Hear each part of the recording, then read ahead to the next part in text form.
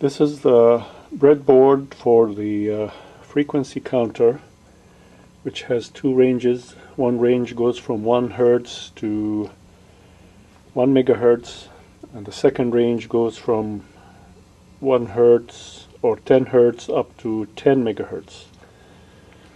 So now we are on the low range, and we are generating a signal here using this synthesizer, which is 540 kilohertz, and we are measuring 540.13 kilohertz. Close enough. So if we change the frequency, so now it's 590 kilohertz, so we measure 590. Let's increase it to 64 kilohertz, 640 kilohertz. So that's what we measure, and this is what the synthesizer outputs. Now if we increase the input frequency to more than the 1 megahertz range, so now we are close to maximum 940, so we're still okay. Now if we exceed 999.999 kilohertz, like this is now 1 megahertz, 0.04, so now there is an overflow in the counter, and you see the overflow LED lights up, indicating that we are over range. So you have to go back in frequency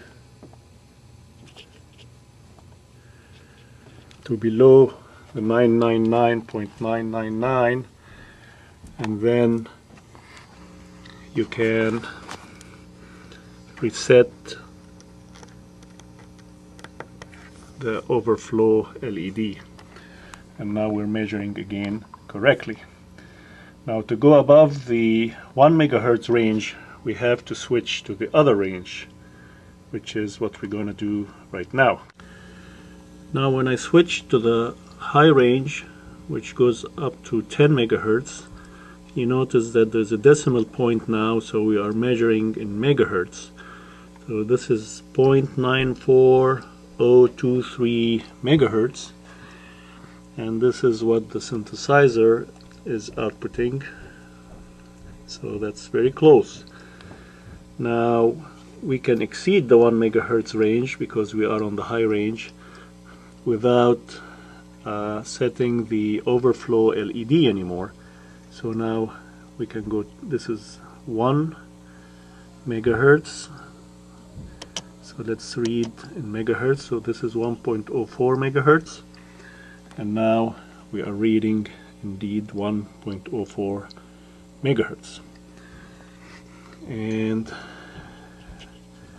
let's go to 2.44 megahertz, and we're reading 2.44059, very close. Now let's go to 3.74 megahertz, and we're reading 3.73987, close enough. So this is the breadboard for this frequency counter, and it is ready to be packaged on a real board and a nice box, and make a nice little handy frequency counter.